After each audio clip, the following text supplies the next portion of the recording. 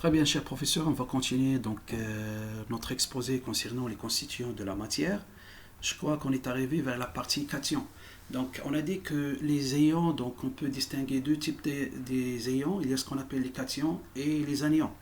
Et le cation, c'est effectivement c'est un ion qui est issu d'un certain nombre d'atomes ou un groupement d'atomes qui a perdu un certain nombre des électrons. Comme exemple, on a dit que Ce2+, Ag+, et H3+.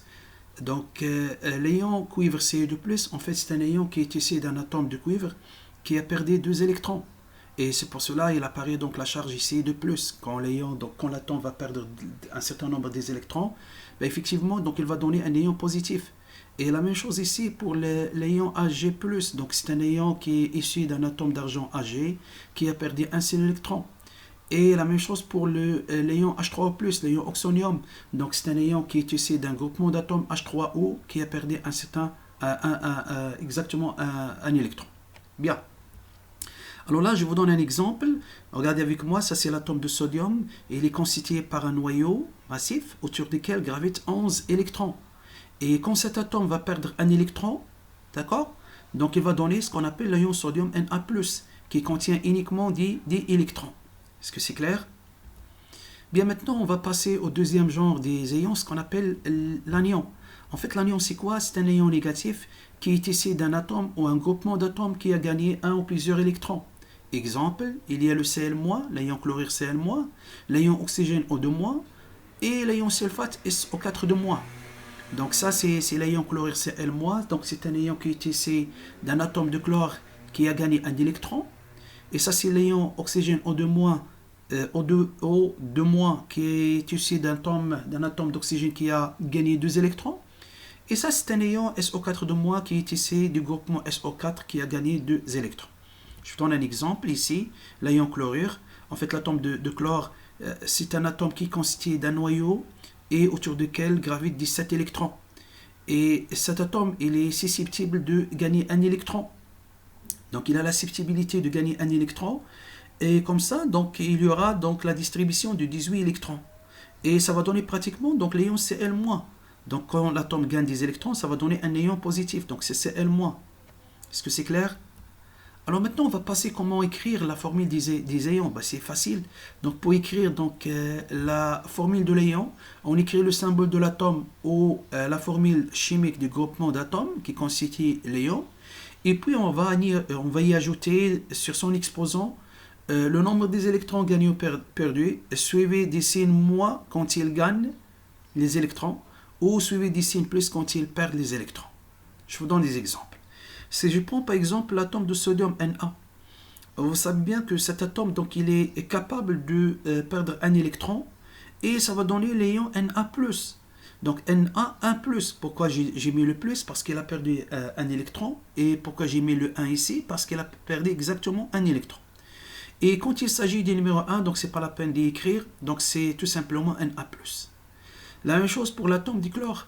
Alors l'atome du chlore, il est capable de gagner un électron. Et ça va donner un ion négatif, c'est L1-. Et là aussi, donc, il s'agit bien du numéro 1, donc c'est pas la peine d'y écrire, donc c'est Cl-. Et par contre, l'atome de cuivre Cu, donc il est capable de perdre deux électrons. Et ça va donner l'ion Cu2+. Pourquoi le plus? Parce qu'il a perdu deux électrons. Et le 2, c'est exactement le nombre des électrons qui sont perdus.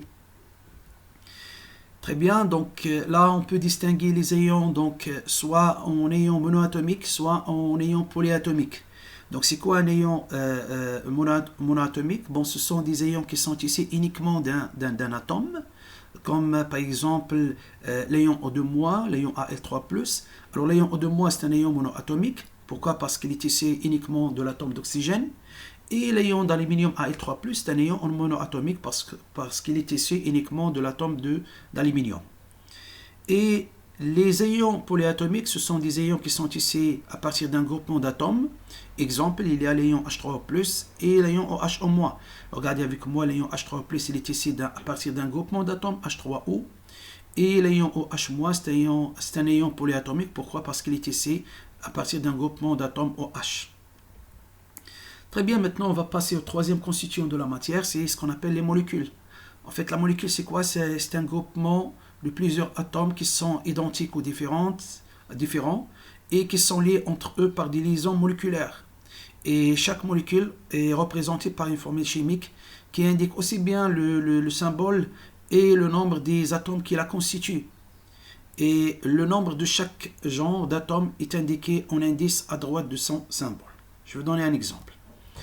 Par exemple, si je prends par exemple la molécule de l'eau H2O, en fait c'est une molécule qui est constituée de 2 atomes d'hydrogène et un seul atome d'oxygène.